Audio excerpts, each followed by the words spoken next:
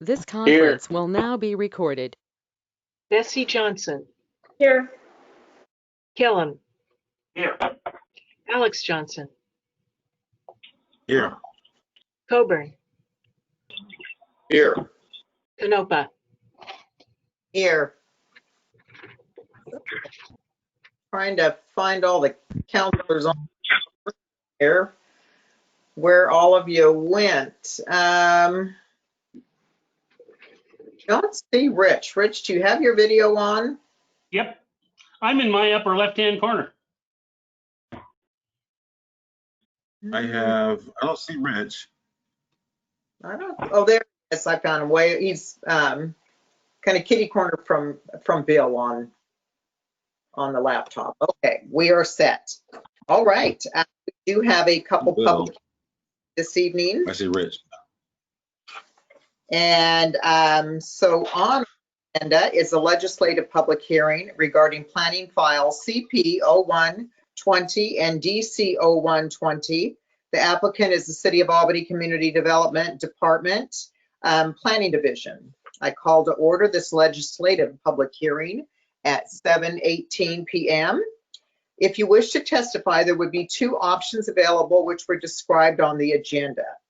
For all those wishing to testify, please be aware that you must raise an issue with enough detail to afford the Planning Commission, City Councilors and parties an opportunity to respond to the issue if you later want to raise that issue on appeal. Testimony and evidence must be directed towards approval standards staff will describe or other criteria in the comprehensive plan or development code which you believe apply to this decision. If additional documents or evidence are provided by any party, the City Council may allow a continuance or leave the record open to allow the parties a reasonable opportunity to respond. Failure of the applicant to raise constitutional or other issues relating to proposed conditions of approval with enough to allow the local or its designee to respond to the issue precludes an action for damages in circuit court. At this time, I call for the staff report from planning consultant Laura LaRoque. And I remember seeing Laura. Yes, good evening, Mayor and members of the City Council. Can everyone hear me okay? Yes, you. Yes. Thanks for having me today. So I'll be presenting the staff report for a comprehensive plan and development code amendment. This particular amendment has been brought before you before. It was part of another package for an ADU amendment. So some of this may be a repeat or at least familiar to you from the past. This particular proposal is to amend both the comprehensive plan, the text of it, and as well as the development code. The majority of the amendments are housekeeping. If you recall, back in 2019, the title of the Landmarks Commission had changed and it removed the word advisory. So this is amending both the comprehensive plan and the development code to take out the word advisory from all title references to the Landmark Commission members. The other part of the package is an amendment to respond to changes in the state law. So the state law changed back in 2018, and the change was specific to National Register resource and how demolition proposals were reviewed. Based on the state law, it says that city municipalities that have National Register resources in their communities must protect these resources. The word protect is defined by the state statute to mean a review by a public hearing anytime a proposal is brought forth. And that review should be specific to elements that includes such as age and integrity and things of that nature. So the proposed development code amendment will amend the development code to ensure that these natural resources are reviewed by a public hearing and that the characteristics that's stated in the state law are reflected in our development code. The other piece of this amendment is not related to a state mandated change or a code that was based off of a decision by the City Council. The other one is more or less housekeeping. So in the development code for review of historic resources, we currently have a discrepancy on a review of a demolition for a historic resource. So currently there is land use regulations that says that anytime a decision to approve a demolition is stated, there's a 21-day appeal period in which parties could take that land use decision to LUBA for a higher review. However, our building permit process is more of an over-counter review. So somebody could come to the counter, apply for a demolition of a historic resource. During that appeal period, be issued that permit, and you can tell that those review periods are off track and could lead to some problems in the future. So the proposed amendment is to rectify that and to align those timings so that an issuance of a demolition permit through a building permit process would be better in line with the use review. And that is the heart of those proposed amendments. I can get into detail to any one of those if you'd like to talk about them further, but I just wanted to provide an overview with you tonight. So feel free to ask questions if you have any. Okay. Any questions of Laura, council? Yeah, Dick? Yeah, did I understand you to say that a demolition permit can be issued on a historic building without the planning commission or the landmarks commission or the council knowing about it? Did I understand that right? No, so I may have maybe confused the issue. So in the development code, it does require a review of a historic resource anytime a demolition is proposed. So that does go through the landmarks commission, and if it gets appealed to the city council. After the land if it is appealed. If it is appealed, yes. Okay. After the land use decision is final, it's gone through all its local review process, and then the person can come to the building department and apply for a demolition permit if it's approved. Thank you. You're welcome. Okay. Any other councilors have any questions? Okay. And then if anyone wishes to enter an exhibit into the record as part of your testimony, please briefly describe the exhibit and then email it to cdaa@cityofalbany.net. Does anyone wish to testify on the proposed amendments? There was nobody that had signed up earlier, council, but is there anyone here that is wanting to speak on these amendments? You will probably need to speak up, or if you put your pin in the screen. Not seeing anybody. Okay. Staff won't need to respond. Does anyone have any procedural questions they would like to raise at this time?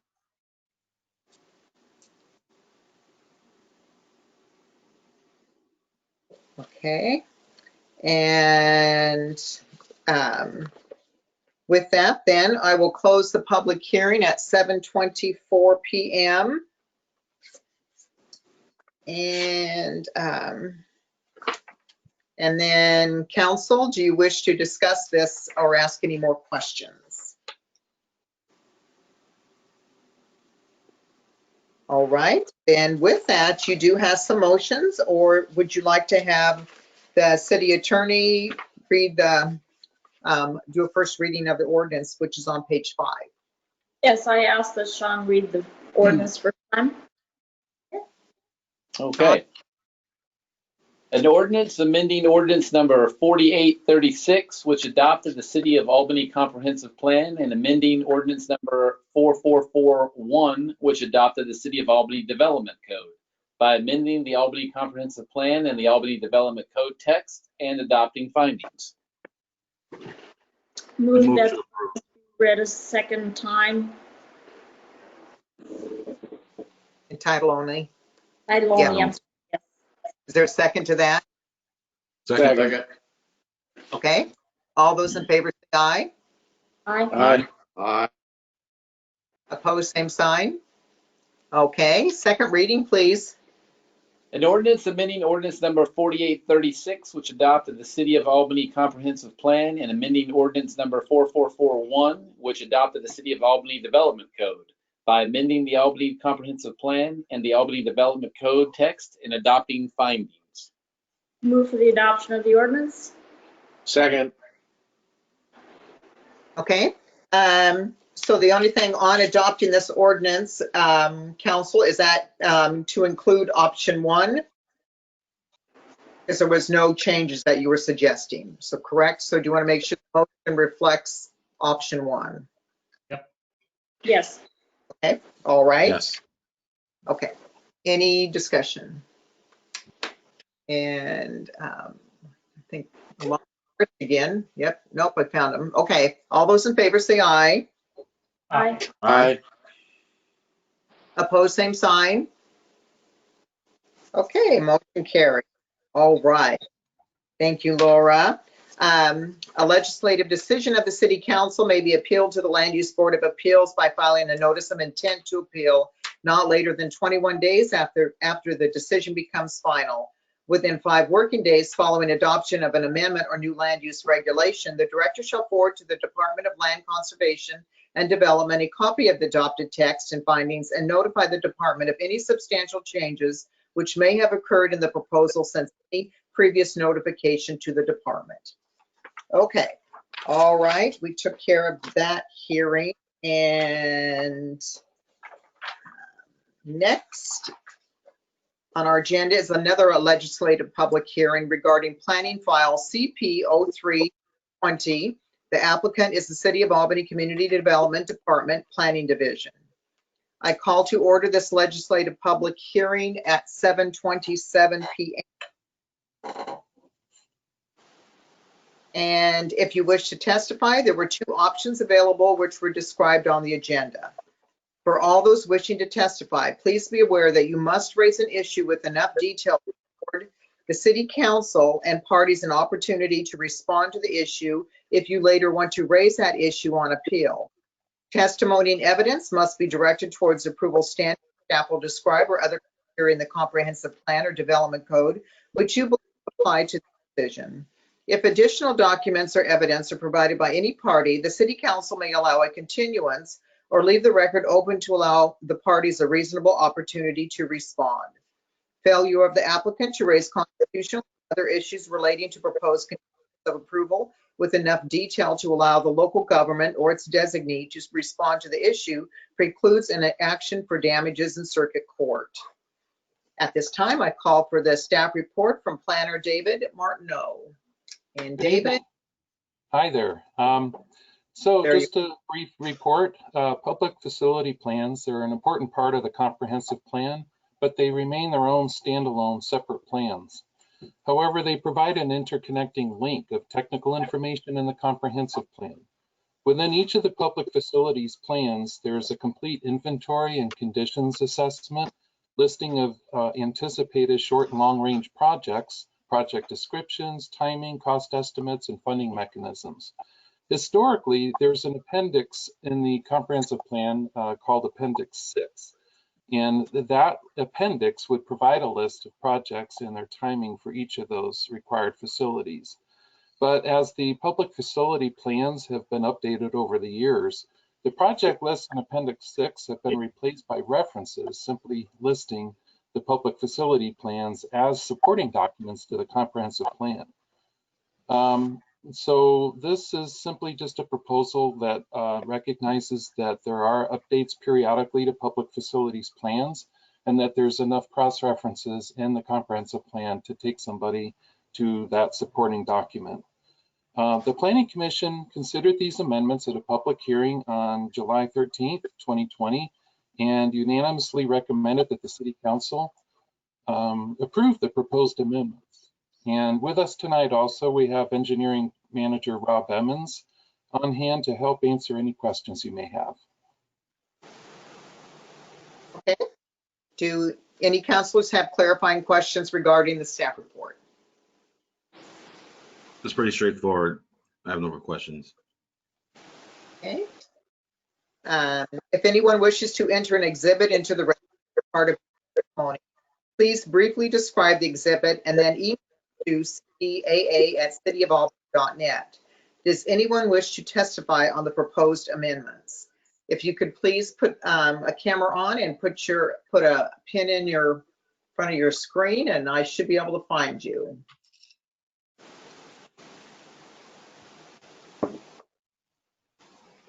Okay, I'm not seeing anybody. Matt, are you? No, I didn't see anyone. All right. Okay. Testify. Does anyone have any procedural questions they would like to raise at this time? And, okay. Then I declare the public hearing closed at 7:31 p.m. And does the council wish to discuss this case or ask questions of staff? If not, we do have ordinance on page 45.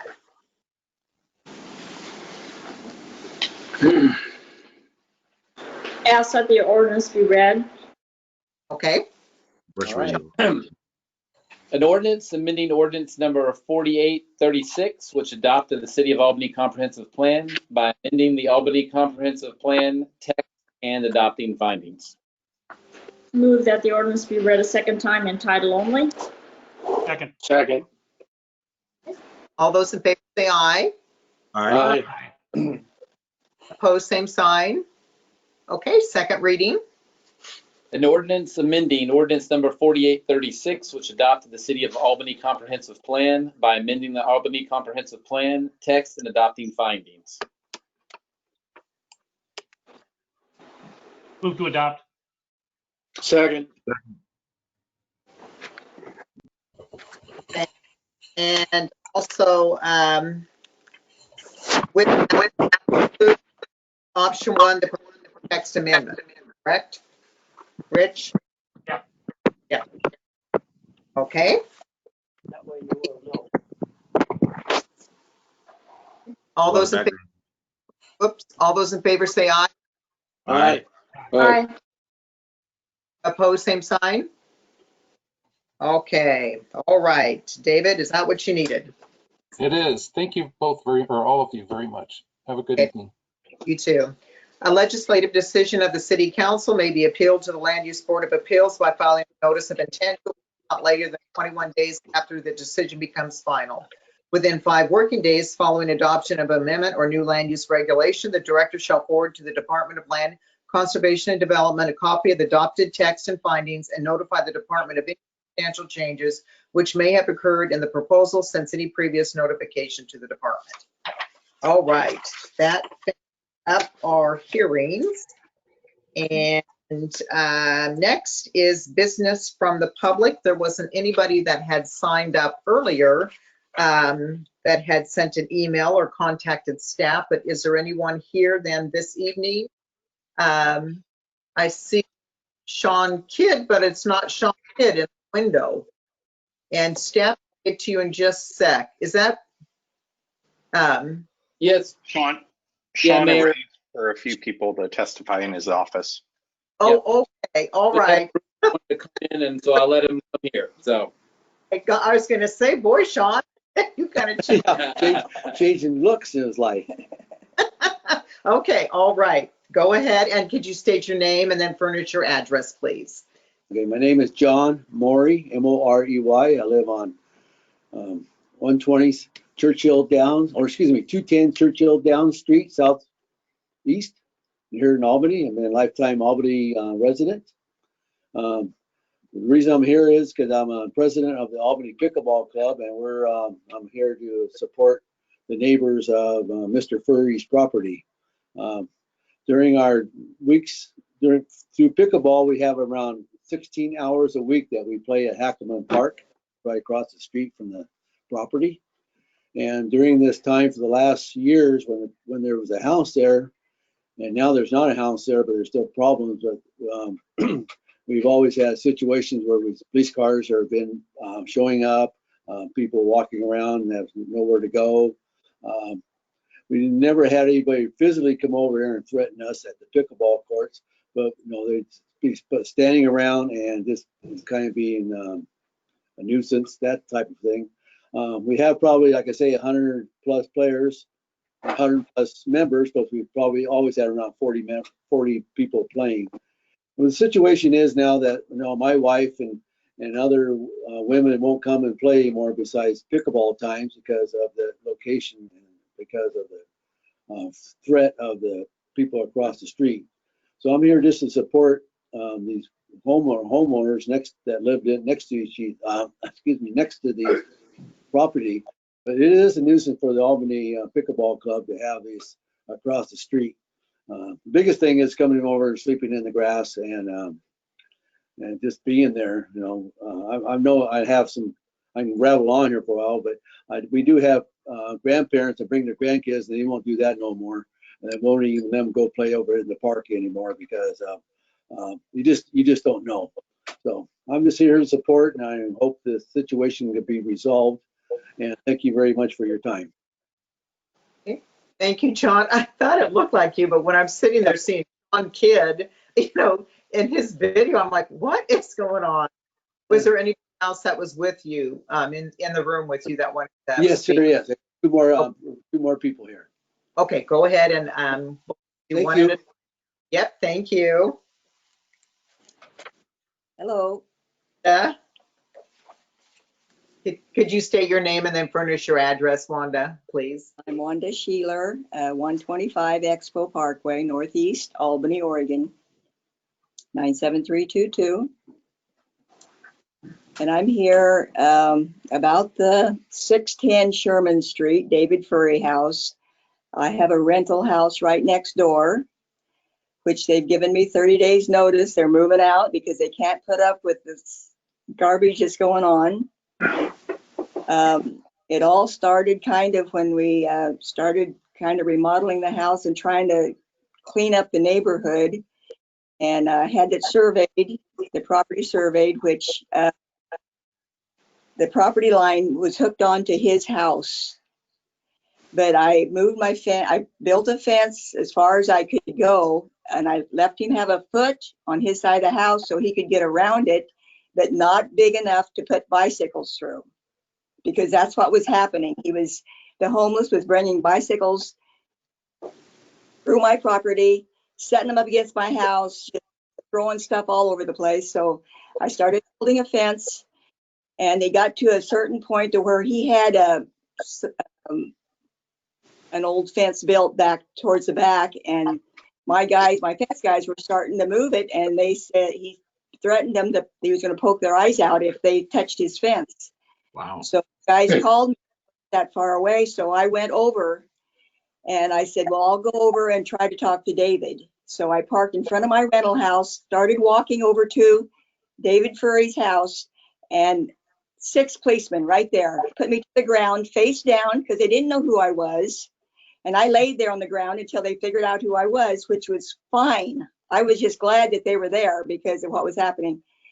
And all these people were in their backyard fighting to where the policeman just went in there and just took a whole bunch of people and drugs and everything. So that was that was about 2 weeks before they tore the house down.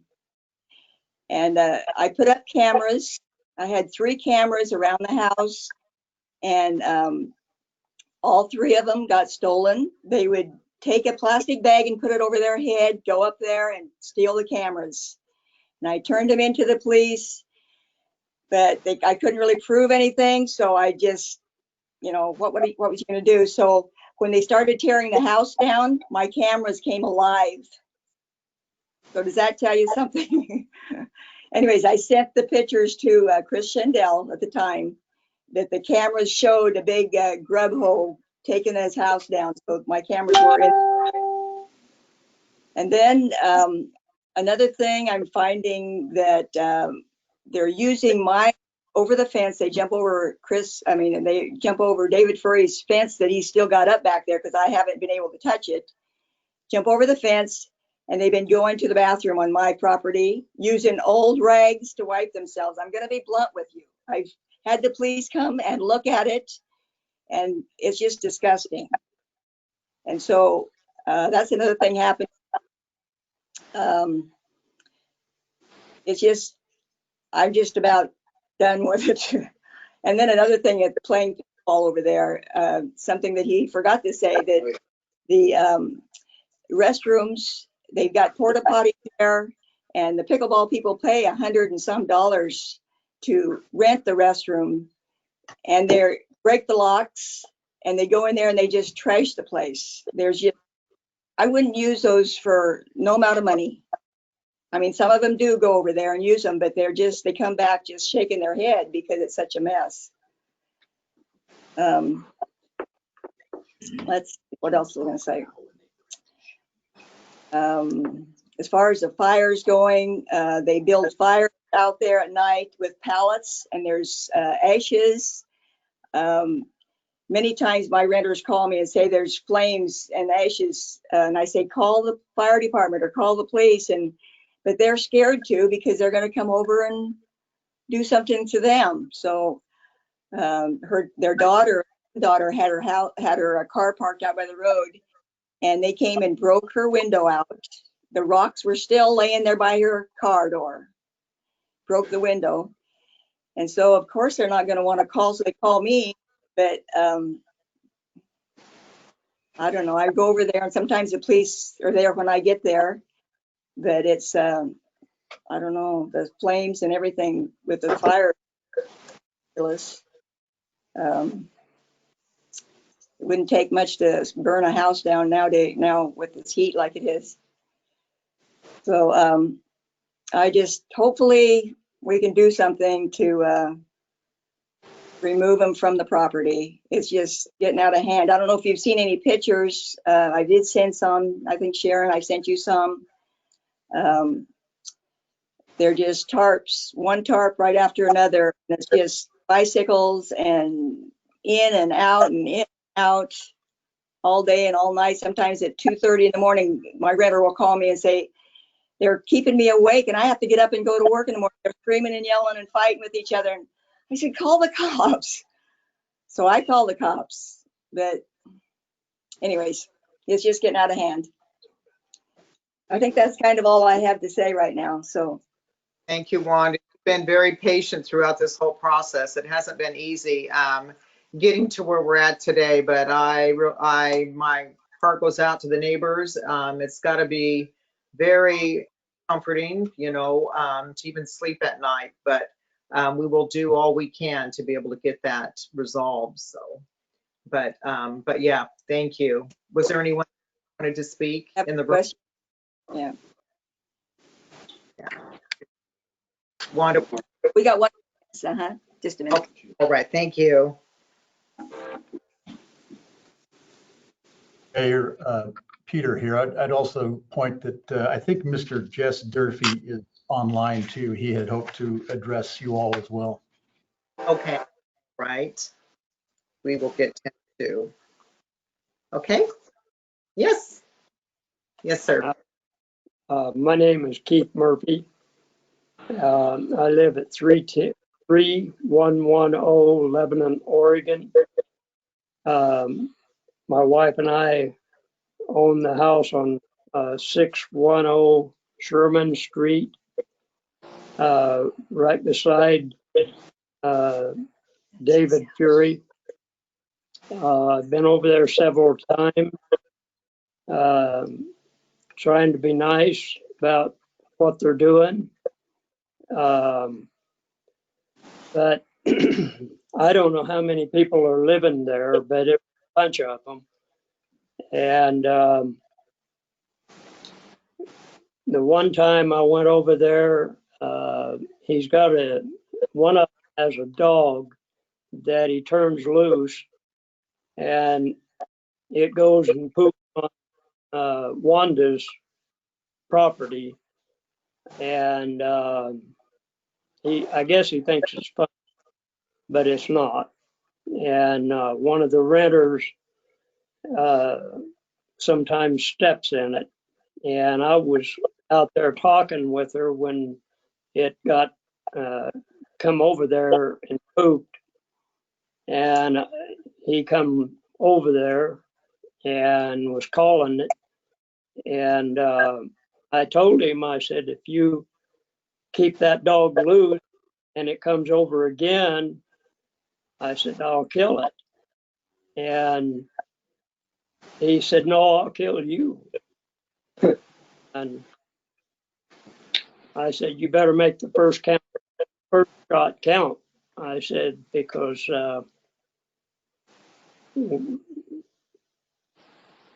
you're be in a lot of trouble.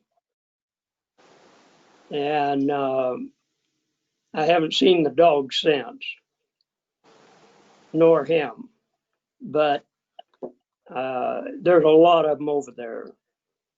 And they tore my fence down. it's not even worth trying to fix. They put a bunch of stuff and it just fell apart.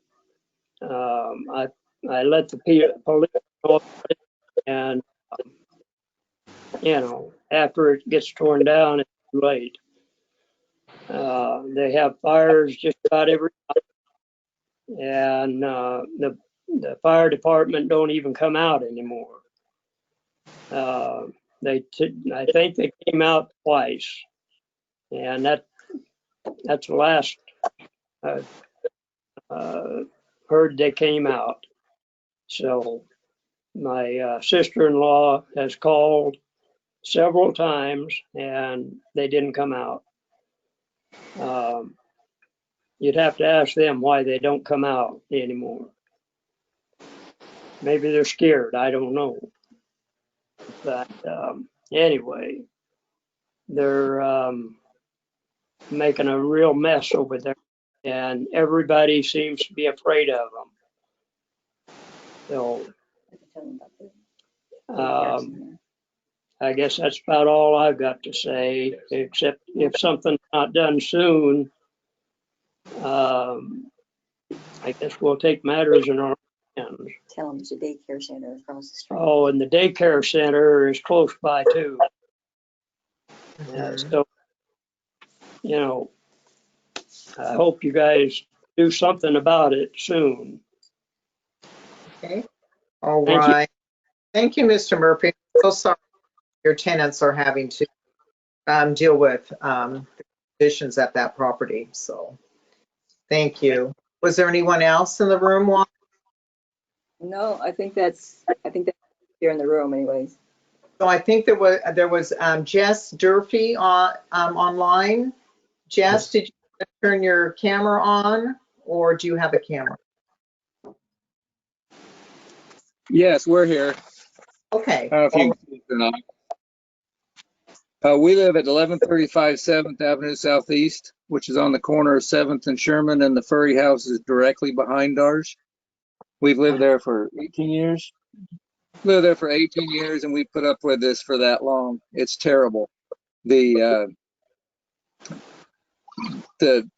always drugs there. The police have arrested Dave I don't know how many times and dragged him away, but they always bring him back or let him come back. I've seen him come out of his house chasing somebody with a baseball bat before. Had a guy show up on my porch one time that wanted me to call the cops because David hit him with a baseball bat. We've had nothing to trouble with those people because of the fact that there's so much drugs involved and there's so many different people there, and there's lots of traffic because people are coming by to pick up their drugs. And now we have people in the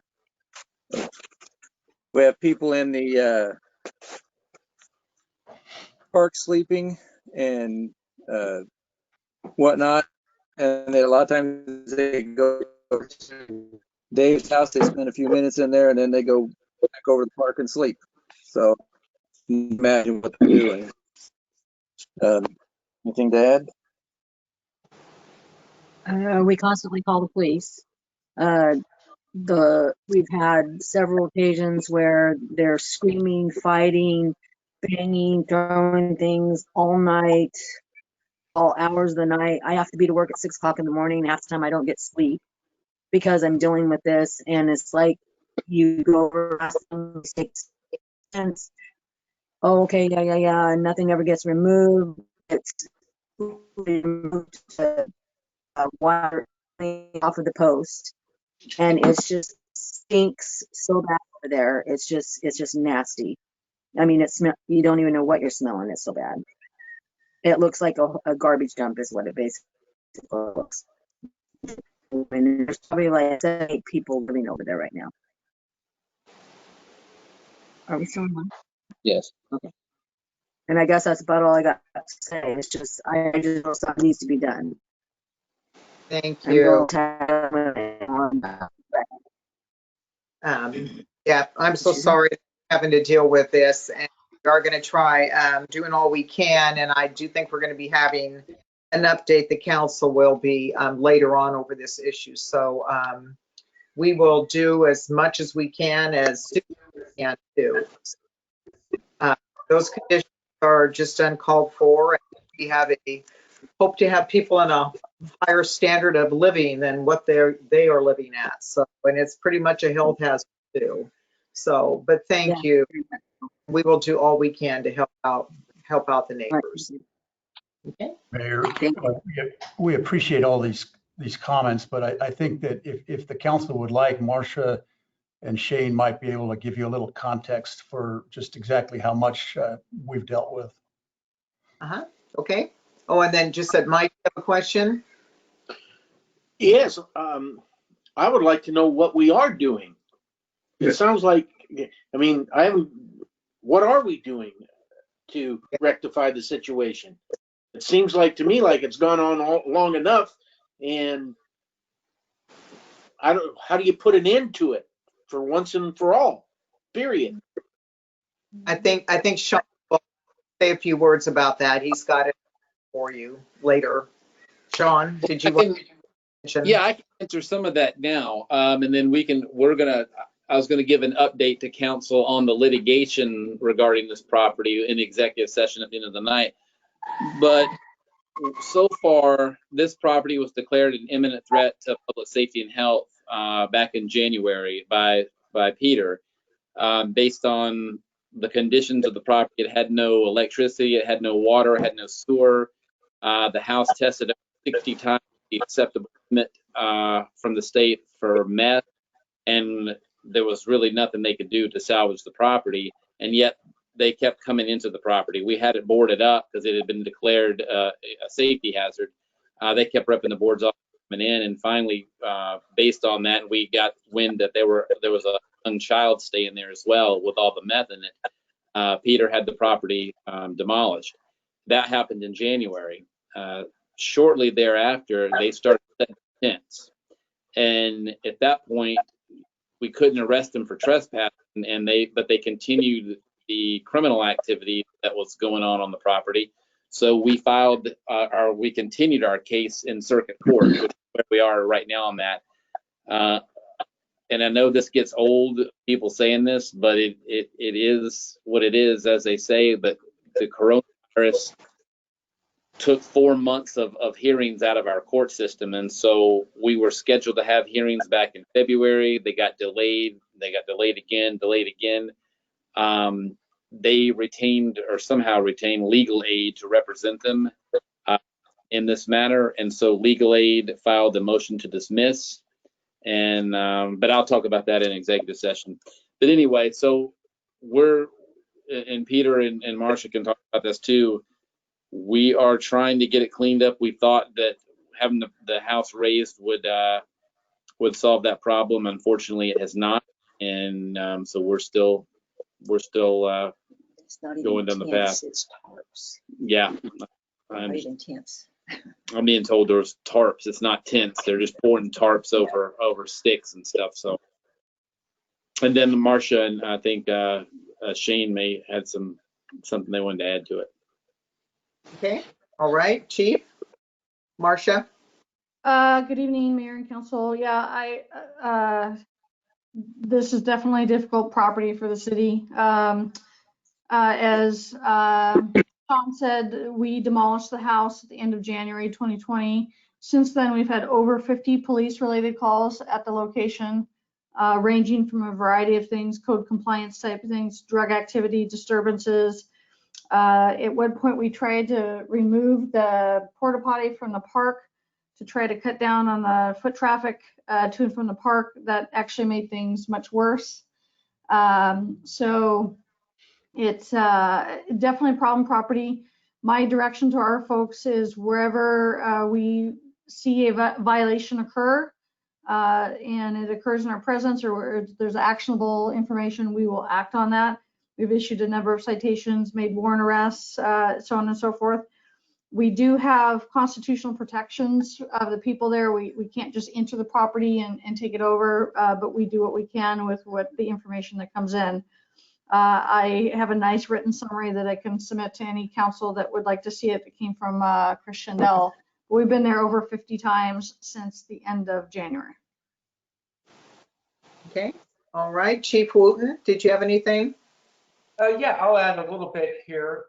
First off, good evening, Mayor, Council. First off, I want to apologize to one of our citizens if they feel as though the fire department hasn't responded to calls. I can tell you that looking into this address, using our dispatch information, dispatch has notified us 5 times in the last 12 months of calls there. 3 were medical calls, 1 was a small miscellaneous fire, and 1 was a backyard burn. So if indeed somebody called 911 and the fire department didn't respond, I would certainly want to know about that and get to the root of why that happened. But again, you know, just to add the times that we're going there, if the occupants are burning in their backyard, there are, well, recreational burns are exempt from a lot of the open burning laws. If they're within a certain feet, 25 feet of a combustible building or material, we're able to put that fire out. So, you know, I'd encourage the citizen or the folks who live there to keep calling us if there is a fire there. That's all I've got. Unless somebody has questions for me. Okay. Any questions of each chief?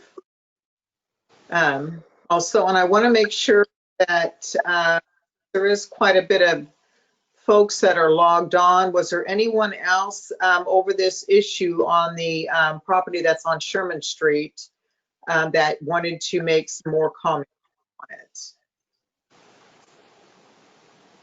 Okay, let's see, Alex, did you have something you wanted to say? I had a question for Sean and the chiefs. Is there anything that the city council or that you can do or we can do to, one, remove those folks from the property and remove the waste and waste byproducts from that property? It seemed like this is an ongoing issue for us, and the place has been demolished. It's uninhabitable and it's dangerous, and it's obviously a nuisance to the community. I'm just, is there anything that we can do, Sean, to mitigate this from going forward? Yes, there is. If according to, and Chris is not here tonight, but Marcia is here and she has the report. According to Chris and my conversation with him today, they confirmed what a lot of the neighbors have been saying, which is there's an enormous, I don't say enormous, there's a lot of human waste on the property, that they're using buckets, that they're using in the backyard, they're dumping it over in the neighbor's property. There's a pipe in the ground that they're just goes to nowhere that they're using. There's no water and sewer on that property. It is becoming, it is a public safety, public health and safety issue again. And if the council and the city manager determine that that is an imminent threat to public safety and health, then we can authorize staff and the police to go back and remove the occupants of that property and clear the property again, because those people are going to get sick, as well as people that live in that surrounding area. So it's not just for the neighbor's safety, it's for the actual people who are living in the filth that's on that property now. So Mike's got a question. Okay. If that's what it takes to make a motion to have law enforcement and people to come in because it is a health danger and it is an imminent danger to the surrounding, I make the motion right now to have it declared a health hazard and have people removed from the property and start over again. I mean, this is ridiculous. 50 times? Our police officers have better things to do than go mess with these hanyaks. So anyway, is that that motion? I'll second the motion. There a second? Yes, I second it. Okay. Question or I do have one question, Mayor. Yep. Mayor, I do have one question. As far as the legal things that are going on, does this affect that in any way? Sean needs to answer that. I'm on, yeah. It doesn't affect the actual case that's going right now. The case, what's going on right now, and this was scheduled for executive session, but we've talked so much about it in open session. There's no need, I don't think, to go into executive session on it. We can just say it here. There's no strategy being divulged in any of this, a litigation strategy. What that is a specified crime in public nuisance or chronic nuisance case that we filed in circuit court.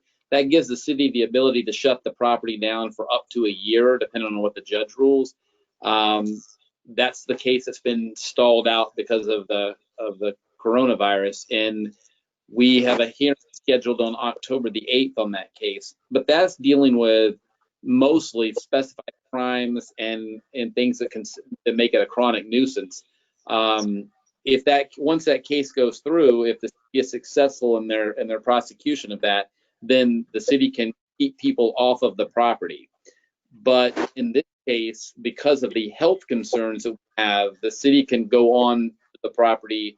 Again, it's the city manager's determination, but the city can go onto the property and clear the property and remove everything on the property and clean it up so that it's not a threat to people's health and well-being.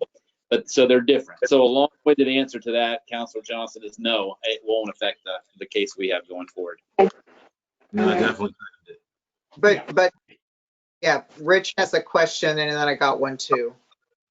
Basically, I said, why not just get the health department to go say it's a health hazard, so that backs up our claims from them officially.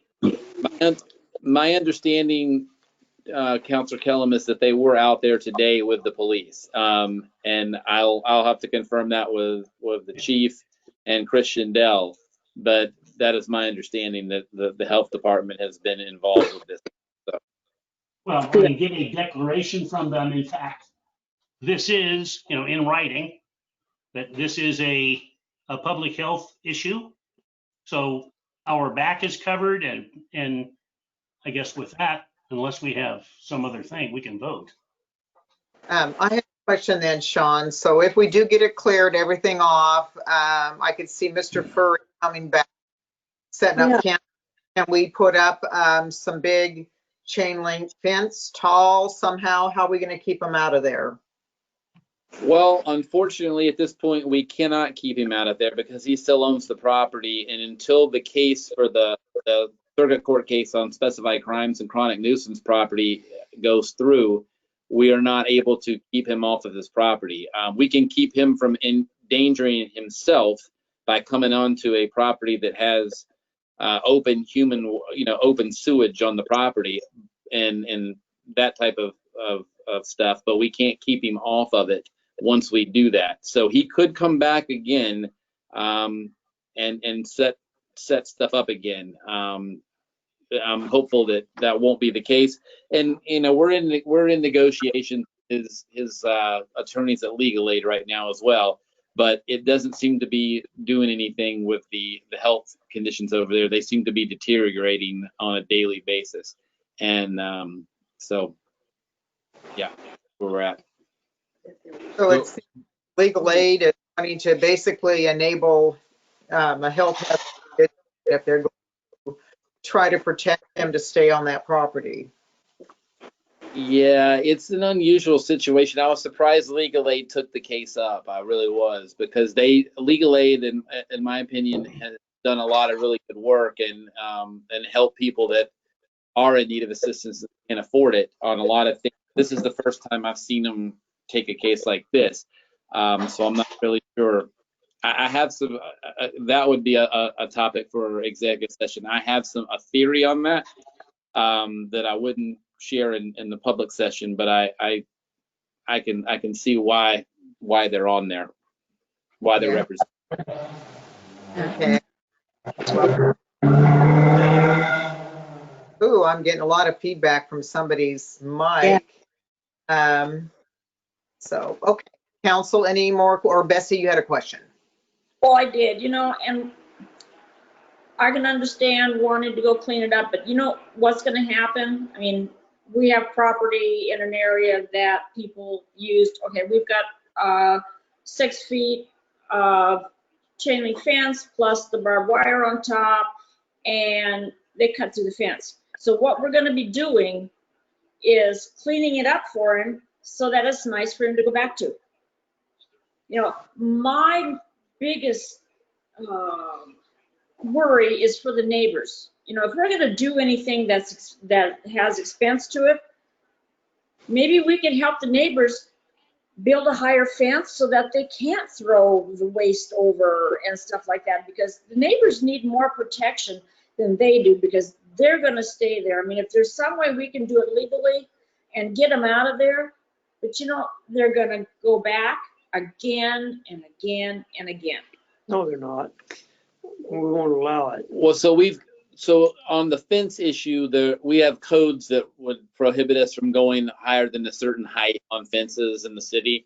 But we, one of the main the main concern again is the neighbors, as you said, Councilor Johnson, and the surrounding businesses. There's a daycare center across the street from this, and we're concerned with the businesses. We're concerned with the neighbors and the park, the public youth in the park, and so if anything else, it's going to make it smell a lot better over there for a little while.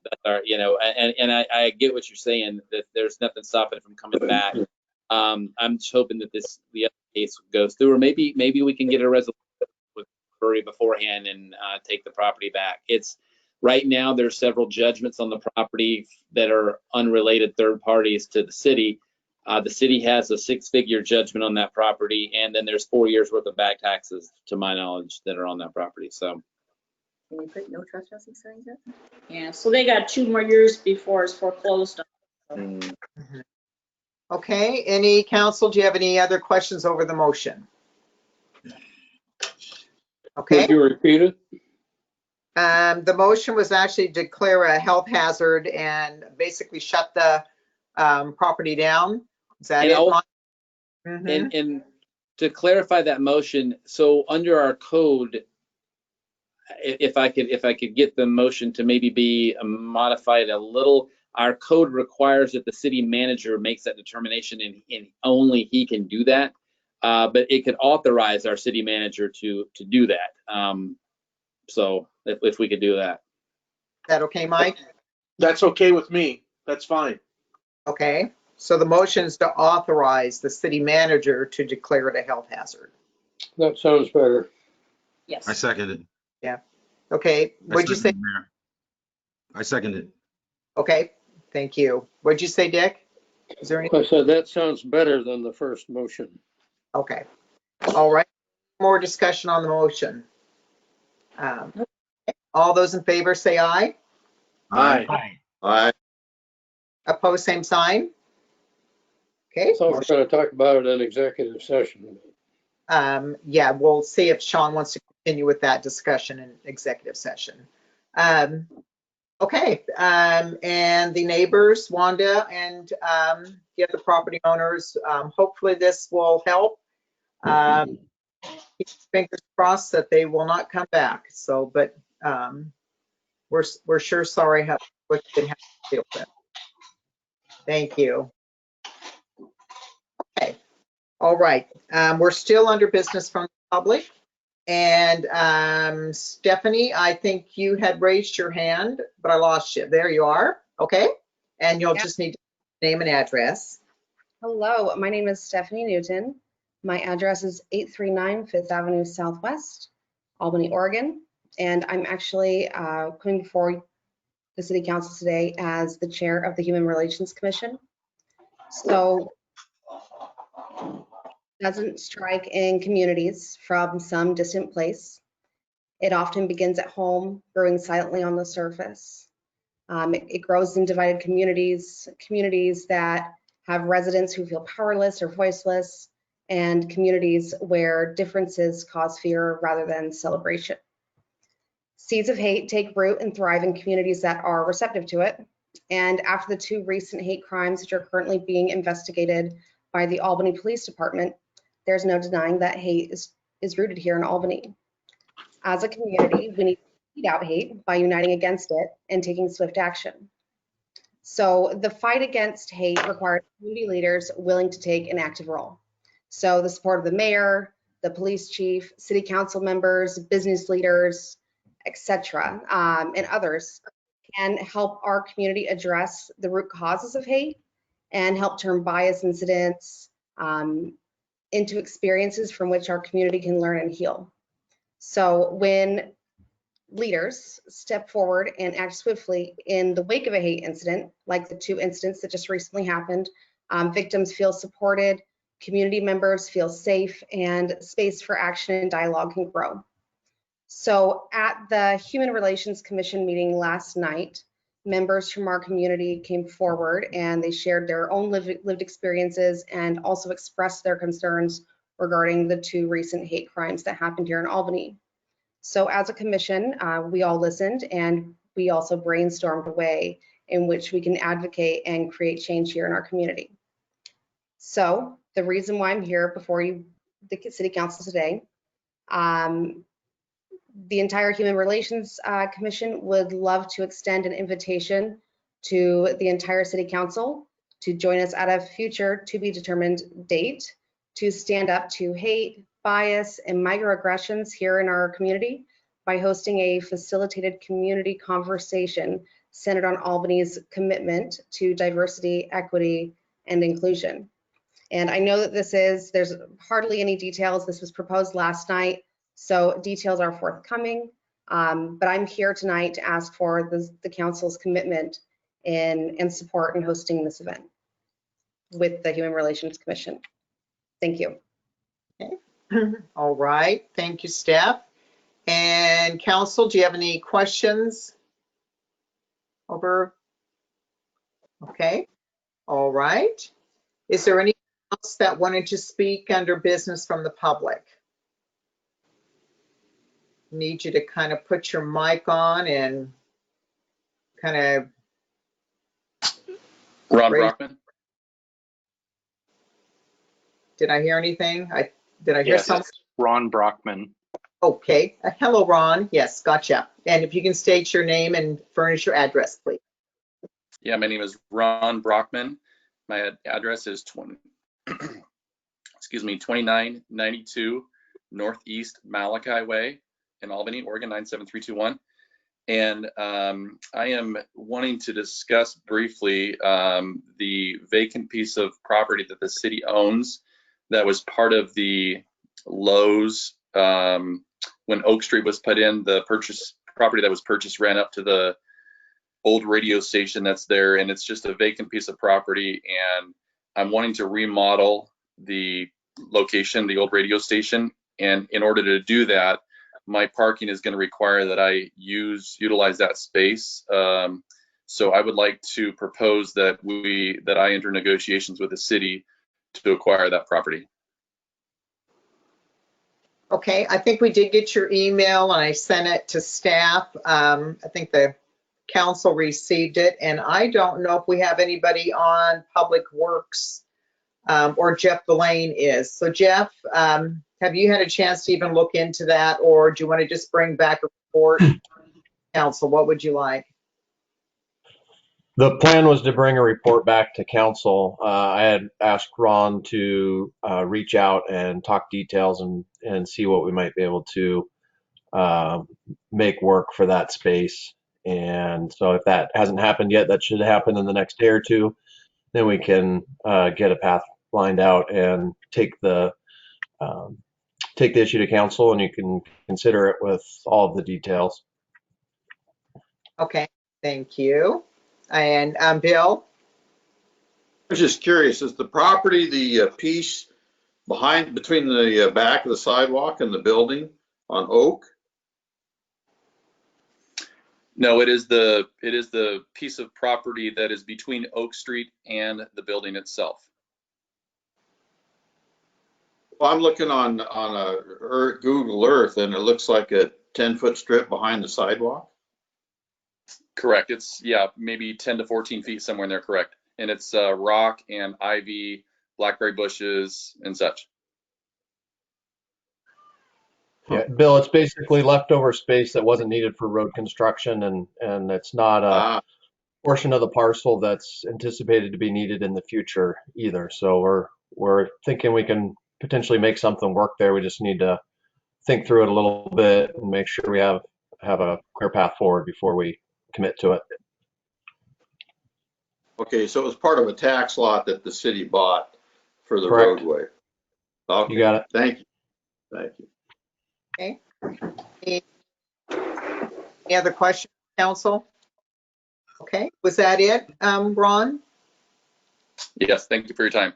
Okay, you bet. Thank you. All right. Was there anyone else from business from the public? Was Stephanie done, Mayor? Yep, I think she was. Yep, she's got her camera off. Okay. Anybody else from business from the public? Okay. All right, I'm not seeing anyone. Thank you, folks. Okay, next on the next page, council, is approval of agreements. And this one is the Odot's agreements for 24th Avenue Rehabilitation, and boy, does this need it, and Queen Street improvements. So do we have staff here that would like to talk about this project?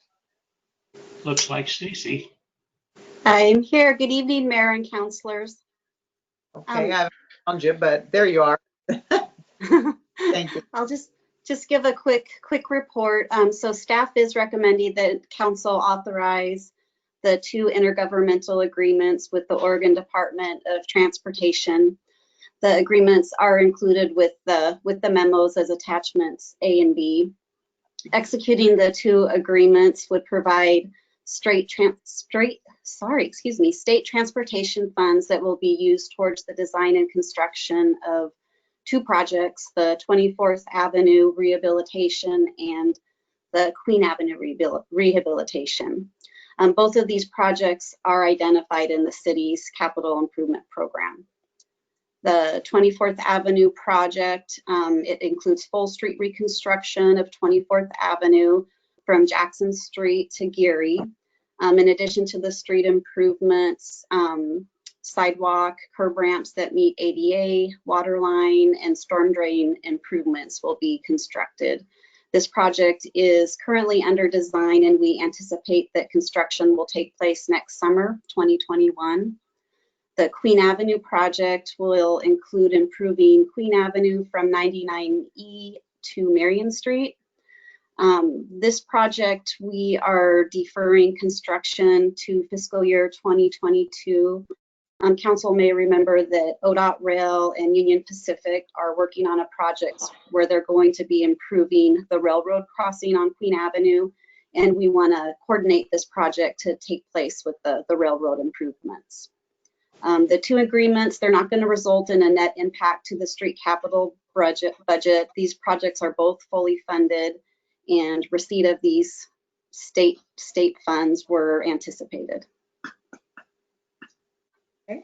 All right, Rich, you have a question? Yes, ma'am.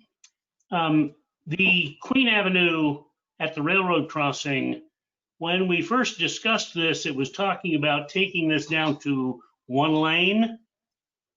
And the folks off Ferry Street kind of went a little crazy with that. How the heck are we supposed to turn left and then with our trucks and our anyway? And now we have a whole hassle of buses in on that same street, and they say they're not going to go that way, but bus drivers. Given that, is there a plan that maintains the 2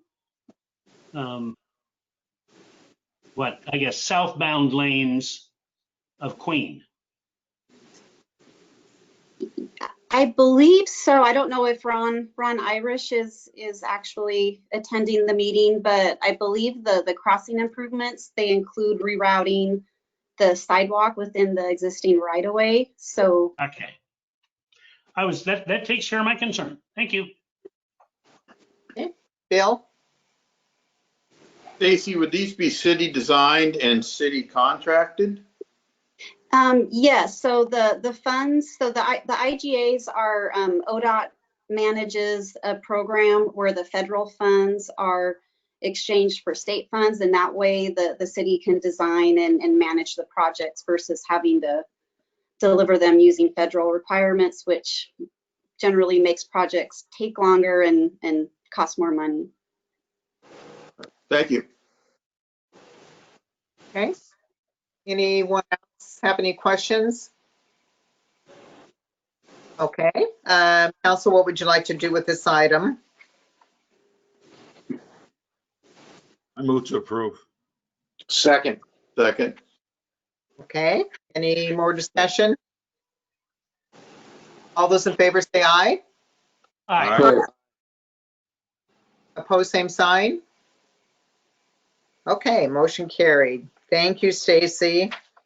Council, next is the adoption of the consent calendar, and I'll pull off two items that a couple staff talked to you about, which would be B1 and C1.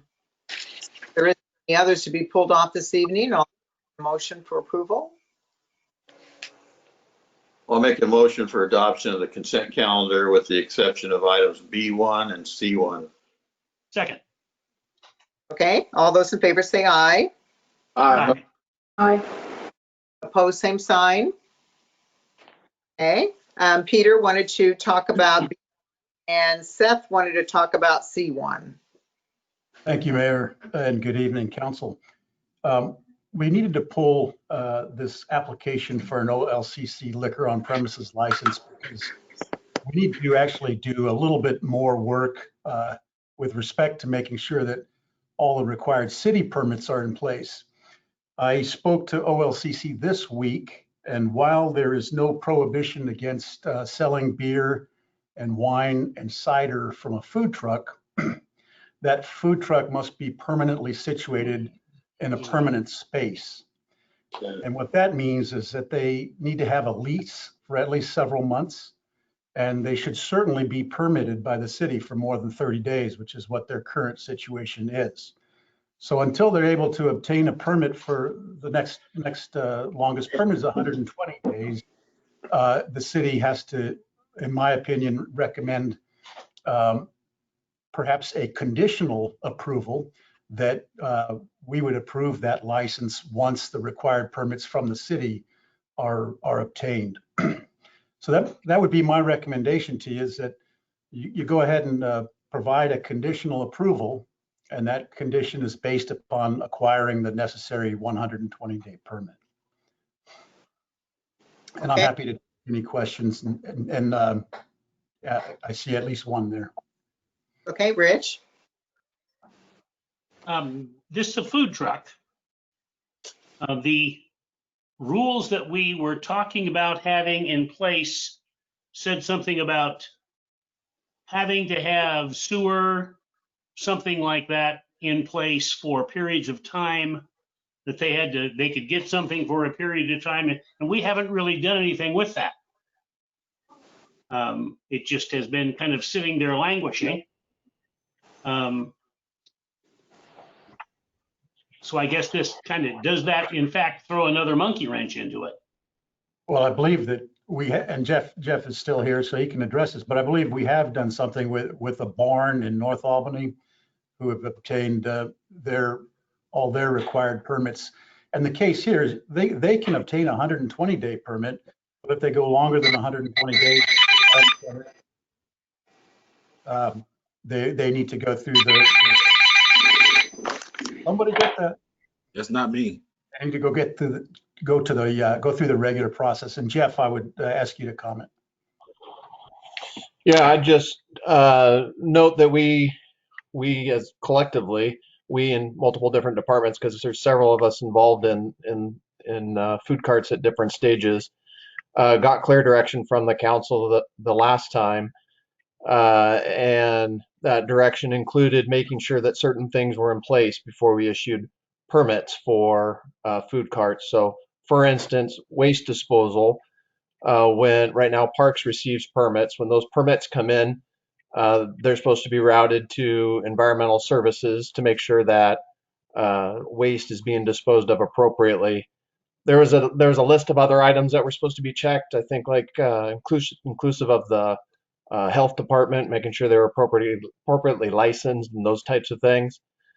And then we we considered taking on a bigger project for food carts, similar to what other communities have done, and that was discussed with all the other long list of priorities projects we had for code amendments, and the decision was made to not undertake that at that time and live with the three options that people have for food carts right now. And we've had several. We've had a handful of people pursue various routes through those three different options, and the barn took the most permanent option in that process.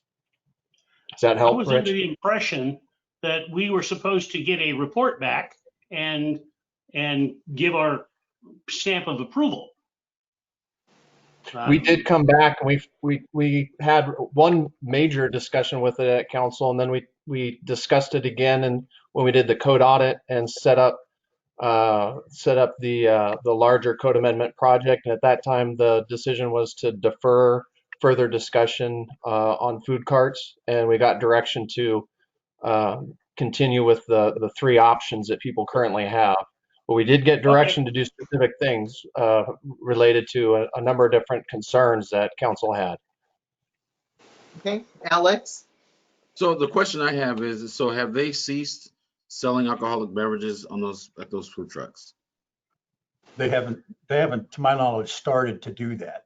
They haven't started to do that, because my concern is that Chief Harden and the fire chief, if there's somebody gets in an accident when they depart those properties, now we have a bigger issue. And I don't want the city to be liable for an accident that may happen when somebody takes in too much alcohol at those places. So as long as we're doing it by our book, as far as legally and safely, because that's a busy station, right? The Arco station, or excuse me, Town Pump now is really busy, and people come through there on a rapid rate a lot of times. I would hate for somebody that had alcohol in their system to turn out and get hit. And so I'm hoping that they're not selling alcohol, and if they do sell alcohol, they need to be responsible to the community and to the people that are patrons. And so we need to make sure that's clear. I mean, because it turns right on to Pacific. Yeah. Councilor Johnson, I think there are a lot of establishments along there that have liquor licenses. And on the other hand, I don't believe that by issuing a license, or keep in mind, we don't issue a license. We just. I understand that. I'm just hoping that they're not serving alcohol without a license. Right. That's what I'm hoping. I'm hoping they're not doing that. If they issue a license, then the liability shifts to them. But if we allow them to sell liquor without the license, then the liability falls to us. Am I correct, Sean? Sean gone? Sean's here, but we would not allow that. And I don't think that, I got to say, I don't think that they would try that. Their current license, 30-day license, expires on September 5th. Okay. And Christian Dell has been working with them to make sure that they know that, understand that, and that they're working towards their next license. Okay. If they That's want to all you continue. need to know. Thank you. Okay, Bill? Well, I agree with Alex and Peter that, Alec has a good point, but there's a lot of places you can go in and drink too much and go out on the highway. But I'm not comfortable with any special treatment, and I don't know that was advocated. They need to comply with all the current laws and regulations that we have. I think Rich has a valid point. The one food cart pod that I think did it right is out there in North Albany. In other words, I think they have sewer hookups and they're, kind of semi-permanent and so forth. But as far as this application, let's just play it by the book and make them comply with all current codes and license and fees and registrations. And like you say, we don't issue the liquor license, the state does, but I'm toe the line, toe the line as far as Albany is concerned. Okay, so do you want to make a conditional that has the conditions to it? Nope. No, I just want there shouldn't be any additional or any special circumstances or conditional permits or anything. comply with current city laws and regulations and codes, and then we have no objection. Okay. I agree What with am I that. missing, Peter? Peter, what am I missing? No, I was just, when we talked about it, when I thought about it, it is a very difficult time for a lot of small business people. And I didn't want to stand in the way of somebody who was seeking a permit. But at the same time, we need to make sure that local laws are complied with, just like you said. So I don't know how long it takes to get an OLCC permit. And if, if it was just us standing in the way of this business owner getting a permit just because, and there was nothing else, then I wouldn't want that to be the case. But this is certainly, it's cleaner the way you recommend, Councilor Coburn, because we'll just go back and say, once you get your local permits taken care of, we'll pick it up again. So. Well, Okay. everyone else has to abide by the rules. Sure. They already had to, so that's not an unreasonable thing. Right. Okay. Council all comfortable with that? I am. Okay. So that is it for B1. Next would be C1. This one would be Seth was going to mention about accepting a grant from Business Oregon. And I think I saw him pop online here. Yep, Seth? Here, Mayor, if you can hear me. Yep, we can. Yeah. Good evening, Mayor and councilors. I just want to take a minute to draw some light and attention to this money. So I came to you guys, well, it's been a month or two back to talk about the acceptance of a $45,000 grant from the state. I mentioned at that time that we anticipated further pots of money becoming available. So this money, as you recall, was originally directed by the state's e-board to be made available to communities and other entities to give grants to small businesses, 25 employees or less, particularly as well as sole proprietors and historically disadvantaged business owners, including women. The idea being at the time, particularly, that they had been the most difficult group of folks. Well, no, excuse me, they hadn't been difficult. It had been most difficult for them to receive federal funds such as PPP and so forth at the time. So we received that $45,000 and fought pretty hard for another pot of money. So there ended up being another round, and we were awarded another $120,000 through that. And I just wanted to highlight a couple things on that. One, the reason we're able to apply for that is because you got ahead of the curve and directed staff and worked with us to get that emergency loan fund out well back in May, I think it was actually. And so because we put that money out there, we qualified for a larger amount of match from the state, which is a really good thing. So we received that money. And I just want to tell you that on the less obvious or the less public side of things, there's been a lot of really tenacious lobbying going on, and in very good ways to try to influence the economic development policy in this program at the state level.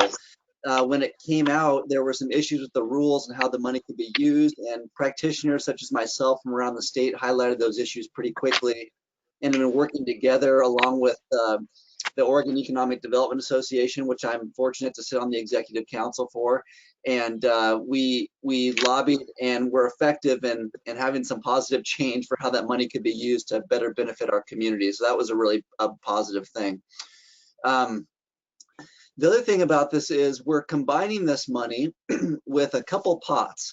So we've got the 2 pots of money that I've mentioned from Business Oregon, and there's also some CDBG funds that you're aware of that Ann Catlin's been very good about getting for us. And we're going to combine that and continue to use our partners, Community Lending Works, to administer these monies. What we've done that's really beneficial is, from the business perspective, even though there's different requirements or opportunities associated with these different pots of money, there's one intake, basically one application that folks can fill out. And then on the back end, Community Lending Works staff will go through and figure out which pot of money best applies to that business, so long as resources exist. So it's a simple one-step process. Well, at least initially, one step for a business. They don't have to worry about which pot they're applying for and which website and so on and so forth. It's going to be one portal and one preliminary application. So that's a really positive thing. And again, targeting small businesses and historically disadvantaged business owners. Should you accept that money this evening, that additional $120,000, we have a well-developed marketing campaign to start out tomorrow, hopefully, and have had agreement with all of our great partners throughout the city. The Chamber's been awesome, the Small Business Development Center, COG, the Visitors and Downtown Association are all ready to get out there and get the message out to let folks know that this money's available. And then we have about 45 days to get it out the door from the time that we receive it. So as you're chatting with your constituents and folks throughout the community, we'll have links on our website. It'll be on social media. I anticipate it'll be in the paper, and we can get this money out. The last thing I'll say is there's been a lot of talk about federal and state resources having come down the line. And some, I think, have assumed that business is saved from the COVID crisis. But while some have weathered it better than others, that's for sure, it's far from the truth that folks are essentially saved because of the federal resources that have come through so far. If you recall, the PPP loans were created to last 8 weeks, and 6 months into this thing at this point. So every penny helps and counts, and we look forward to getting this out and mobilizing it to benefit the entire community, particularly businesses as well. So I'm happy to answer any questions if they exist. Okay, any questions? Yeah. Bessie? I couldn't find my pencil. Yeah. Seth, is the criteria still the same, like for small business? It's not for large business, correct? Yeah, this is going to be 25 employees or less, and there's actually a specific requirement that we target sole proprietors. So that's a single person who has a business and they're the only employee as well. And then also a focus towards the historically disadvantaged folks too. Great, thank you. You're welcome. Okay. Rich? You say sole proprietor, they're just one. Sole proprietor is not, that's just the only person that owns the business. That's not necessarily the only person that is there. I was the sole proprietor, and there were times that I had 20 employees. But can you tell me which that is? Is it just for a single sole proprietor, or is it a person who is a sole proprietor who has employees as well? Or, it's both, with an employee cap of 25, and Council Callan, the reason is sole proprietors were prohibited from PPP initially early on, so that's why. Okay, great. All right, any other questions? If not, I'll entertain a motion. I move to adopt the resolution. I'll second it. Okay, any more discussion? Bill, looked like you did. So, no? Well, yeah, I mean, I was going to make a motion to adopt items B1 and C1 from the consent calendar. Yeah, that's what you need to do. Didn't we already do that? I got ahead of myself, sorry. No, we adopted the consent calendar with the exception of those two items, and now we've discussed them. Okay. Right. With respect to B1, your decision was to not approve that. Right. So just leave that off the calendar. That's correct. Yeah. Right. So all the right, motion. then let's stick with this motion. Let's stick with this. Yeah. Okay. So that the motion's for C1. Correct. Right, to accept it. All right. Okay. Okay. All those in favor say aye. Aye. Opposed, same sign. Okay, motion carried. All right, we're done with the consent calendar. Thank you. You're keeping me straight here tonight. Yeah. You all have a good night. Thanks. Thank you, Seth. Okay, next staff report, and this is approving for the modified schedule for our November and December meetings, because they're not our usual Tuesday, second and fourth Tuesday evening or work sessions. So council doesn't have any concerns over those dates, so I'll entertain a motion. Move to approve. Okay, was there a second? I think I heard two motions, so. Okay. Second. Any discussion? Those in favor say aye. Aye. Aye. Opposed, same sign. Okay, motion carried. Okay, business from the council, and let's see, top of my screen is Mike. Anything? Not tonight, no. Okay, and Bessie? Nothing tonight, Your Honor. Okay, Dick? No. Okay, and Bill? Yes, I wanted to get an update on the Cumberland Church property purchase agreement. I know we directed staff to enter into that agreement, and it was going to give them 100 days to buy it. Is there an update on that issue? Yeah, I can give it. I can give a quick update on it. I don't know if Kim or Chris are on this call. The update I have is that they have exercised the option to purchase the first property for the $69,000, and we have sent that information, the contract, over to Untitled. They have sent out the preliminary title report on that. That is in the hands of our staff and also the attorney who represents the Cumberland Church. And so we're hoping to close on that within, there should be no reason not to close on that within the next 30 days. The title report that I reviewed, it doesn't look like there's anything outstanding on there that would warrant a delay. They are asking for what they call the final piece of the puzzle. If you recall, we have 4 pieces of the puzzle. We have one is the purchase of the property. The second is the lease of the church. The third is the purchase of the church, and the fourth is the lease option of the other 3 lots that are that are surrounding the property where the church is going to be, that they will probably utilize for parking and whatnot. That piece of the puzzle is the last outstanding thing that hasn't been finalized.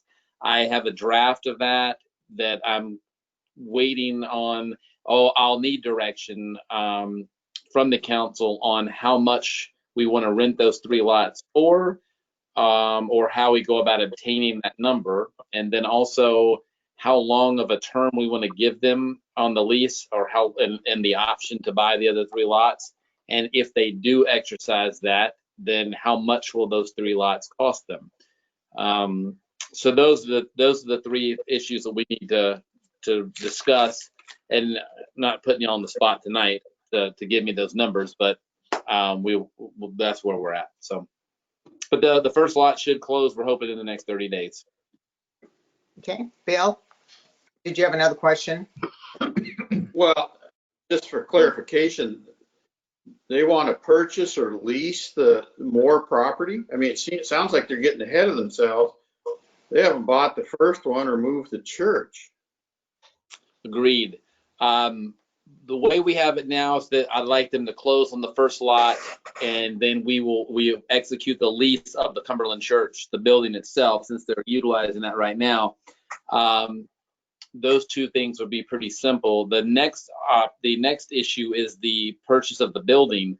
I don't want to sell the building itself until they are literally at the site ready to move it. And the reason behind that is because if we sell them the building beforehand and for some reason they're unable to move it, then it's not as simple as us taking that building down or doing what we want with it. We'll have to go through a circuit court legal proceeding to have that property removed, whereas now we can do it at any time we choose. The other issue, but I will have them sign the bill of sale, and we will do a conveyance of the property at the time they're going to move it, so that we have no liability as they are taking it down the road to move it to the other lot. So that's one issue. The other issue is those 3 lots you were talking about, Councilor Coburn, and I agree that's probably getting ahead of the game. I don't want to lease those or tie them up until we know they've bought the first property. And so that's something that we're in this discussion with their attorney about. And actually, Kim Ledane has been the focal point, I guess, the voice for the city on most of these negotiations. And then Chris Bailey and I have been kind of, working on the documents in the background. So. Yeah, my question, I guess, is there a is there a plan for when which money they have now can be used? I guess I would be in favor of letting them have paper and a payment for the purchase of the first property and let them use the accumulated funds to do the move. That way it happens quicker. We don't have to wait for them to come up with more funds in order to move the property and get it out of the way and sell the, it happens a lot faster. And So you would, yeah. I would let them just, put $1 down and come up with a payment from wherever. So they are obligated to buy the property, and then let them use the funds that they have accumulated to make the move of the church, so that when the time comes, it happens a lot faster. And I think they would like to do that too.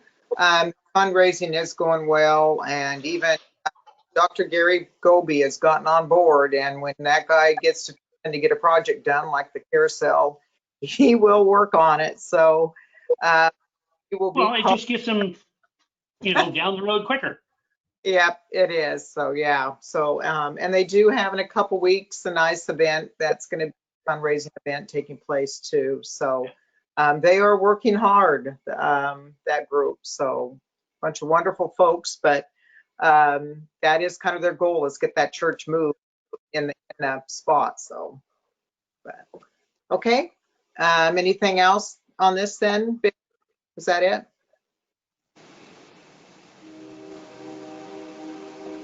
No, I'm good. Thanks. Okay. All right, Rich. Well, some of you may have heard I haven't acquired a landship. I say acquired. I haven't taken possession of it yet. It happens a week from tomorrow, but it's, well, a tank going down the road. It's a country coach 43-foot diesel pusher, way nicer than it ought to be. 10 years old, with, marble and ceramic floors and anyway, that's all.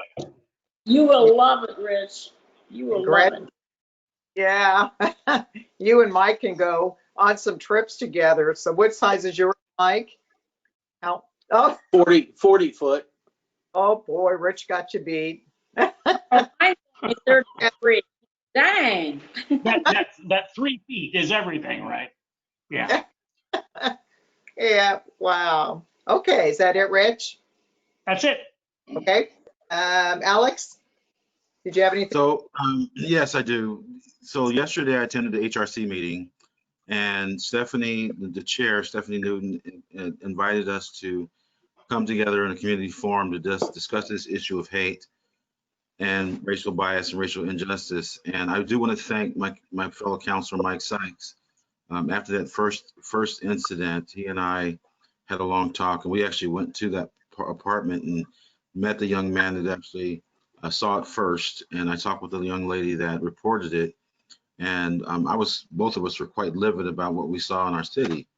And so I would like the city council to take up Commissioner Newton invitation to have a community forum with the chief of police, fire department, and the city attorney, because this has to stop. Our city is way better than this. And I've been here 26 years, and I've never seen this happen in our city. And all of us as a city council and the mayor, we own this. This is our city. We own what happens here.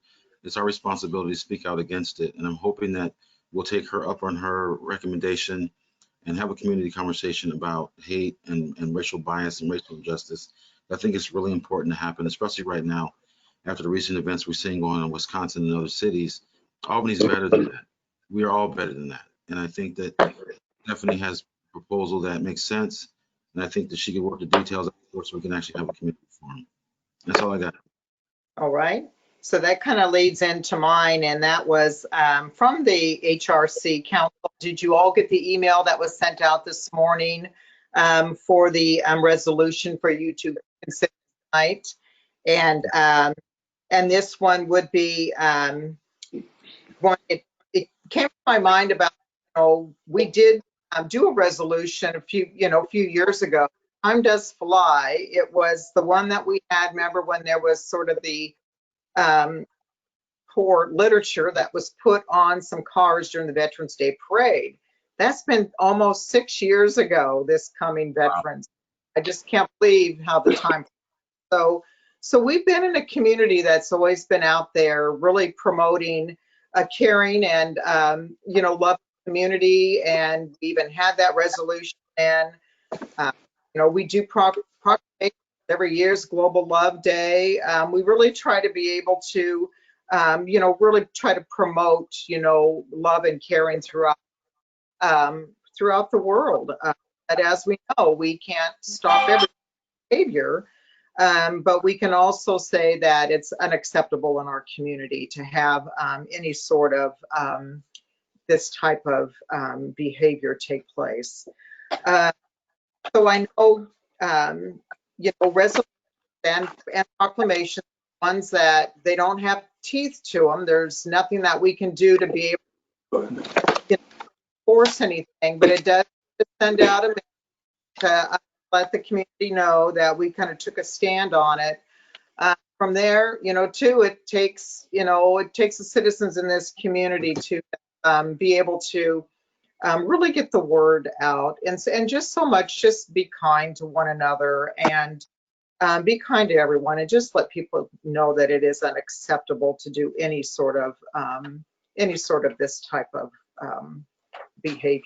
So I even saw notice today that even in North Albany at one of our parks had some major graffiti that's very unacceptable, and it's just disheartening to see it. Once you start getting one, it seems like then there's others that'll pop up. But it's not just here, it's been across the whole nation. But and also racism is not just in the US, it's worldwide. You look it up and it's just worldwide. But I think most of the thing is we all need to be kind. We want our community to be kind, our citizens to be kind to one another, and that being kind to everybody is what's really going to end up spreading and making a great community to live in and a great country to live in too. So did anybody have any concerns over any of the text that was in the resolution at all? Rich? Well, I guess the only thing I'd say is when we start talking about what hate means and what, what is it? Oliver Wendell Holmes said he didn't know what porn was until he saw it or something like that. He only knew it when he saw it. If you ask 10 people what somebody means by it, I think there's stuff that we all will agree is hateful. And there's some other stuff that people allege is hateful. I mean, to call somebody a pronoun that they don't agree with, I don't think is hateful. It may be embarrassing, it may be a bunch of stuff, but there's that core group of things that we want to make sure everyone knows we don't go along with. I mean, the violence, using of explicit kinds of, but there is a limit. And is this a feel-good thing, or is this something that we want to put teeth in? If it's a feel-good thing, it doesn't make so much difference. But I don't know that that's what we want. I want teeth. Yeah, well, if you want teeth, then what we need to do is have definitions. Because when you start putting teeth in stuff, you then have to have a line. This thing is awful. The next thing to it isn't. And do we know that? And how do we figure that out? I mean, what Antifa calls awful is nothing close to what 99 point whatever percent of Albany people think is going to be awful from my perspective. So I guess that's the question that I'd have. Can we ask Stephanie?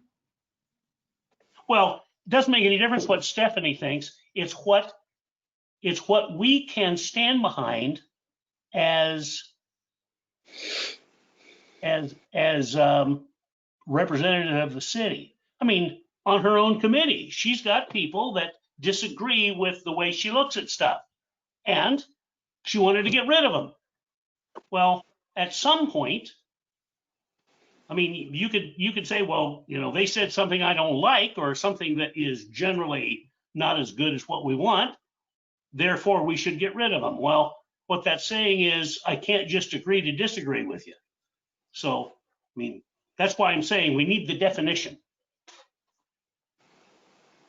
So Bill and then Bessie. Well, I think this is a good start. It could certainly be a work in progress, and I can appreciate what Rich is saying. It's this goes beyond feel good, but you know, I'd like to have something with some teeth in it. So this is a good start, but there's more work. More work. Okay, Bessie. Oops. Your mic, Bessie. Your mic.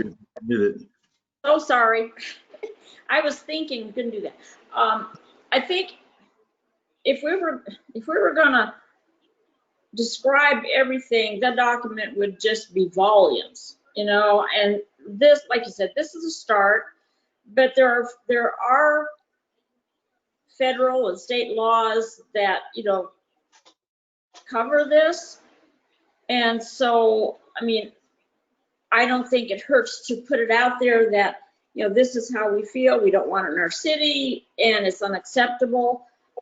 I don't know what else we could do as far, you know, as far as that's, the laws don't already cover. That was my concern, you know, that we spend a lot of time on laying everything out, but like I said, that would be volumes of stuff.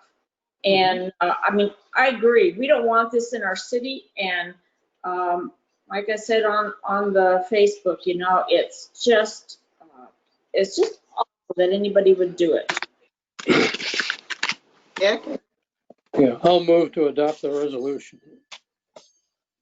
Okay. Is I'll there a second it. There's a second? Okay. Any more discussion, council? Well, I can't go along with it as it is. Because as it is, without specificity, if you have specificity, you don't know what it, you know, what perspective it is. And if you don't have specificity, it's just a feel-good thing. I mean, I think Bill's right, more discussion. Okay, Bessie? What do you mean? This is the, you know, the basic resolution saying that this is how we feel. What more specific would you want to put in something like this? Define definition of terms. What's racism? What's hate? I mean, if you've, you know, when I was walking down the street with my first wife, she was Chinese. I'm walking down the street and I get sneers from Asian males. Now, I don't get them from other people. It was Asian males that gave me the sneer. What you doing with her? That was, to me, that was hate. Well, I don't know that they would have said that was hate. But if we're going to try to make something that has teeth, I mean, something that has teeth is something you have recourse. Well, our recourse would be the police department. Right, but they have to go by what the law is. That's what I'm saying. No disagreement there. Not one disagreement with you on that. Yeah. What I think what the HRC is saying here, and I support it, is that we have to deal with this, make a statement saying the city council will not tolerate this kind of behavior.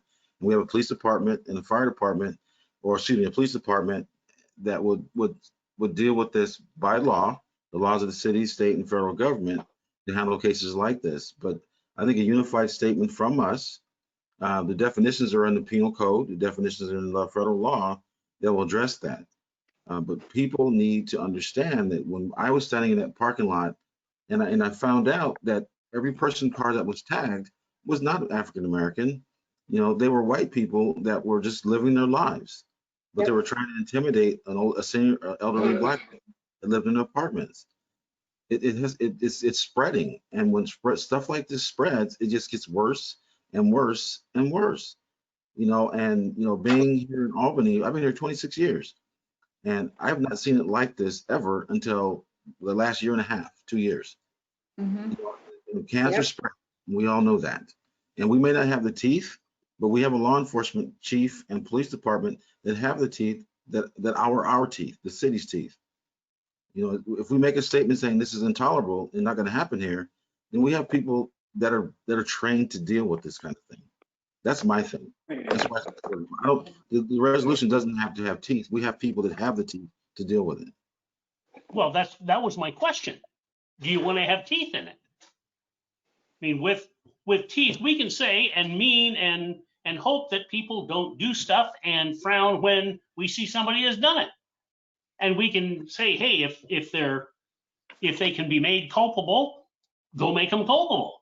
But we, you know, to have something more than what we have now is what I get the impression we want to do.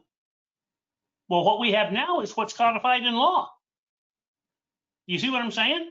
I see what you're saying, but I think my position is on this, and I do agree that the chief of police has the authority to execute the laws, you know, and protect us from stuff like this under the penal code and federal law and state law.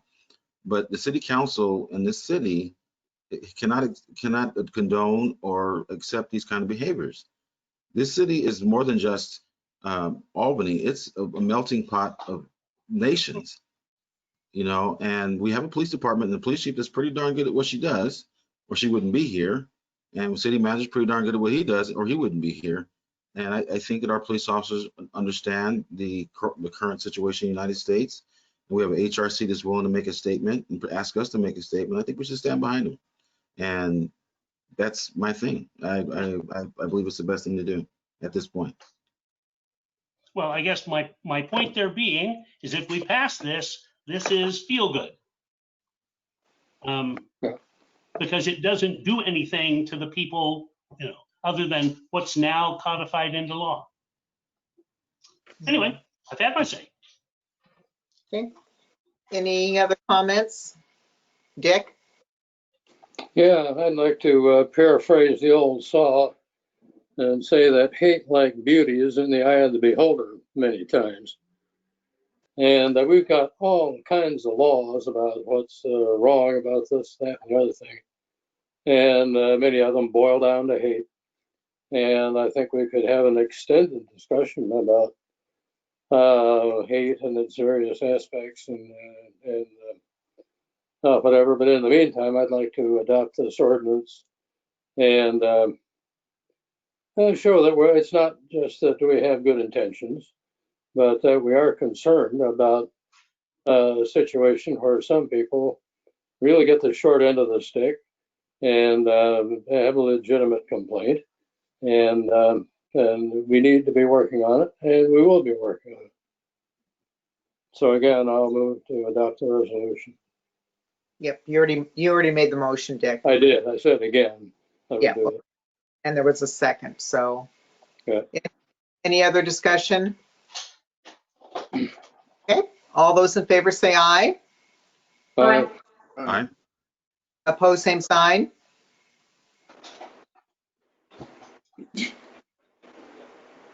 I don't like it, but okay, fine, pass it. I don't like it because it doesn't really do anything. I know. And, you know, kind of thinking back on the one we did 6 years ago, it did kind of seem like things kind of quieted down. I mean, there has been racist issues. I mean, my whole life I've seen it come and go, and it seems like sometimes it comes in a wave, but, you know, and then maybe it's just if people kind of get a message or hear a message, it's unacceptable, and we just hope and pray that behavior just goes away. But it's not just for Albany, it's everywhere. It needs to end everywhere. Well, So racism is not about a color or a place. Mayor? Can I ask a question? Yep. Does Chief Harden have anything to say? Is she still? Yeah.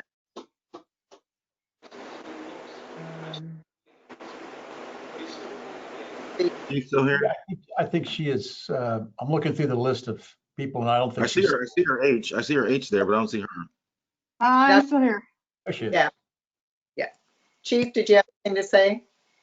I hear the arguments. I listened carefully to the HRC yesterday. I also sat in on the hack call yesterday as well.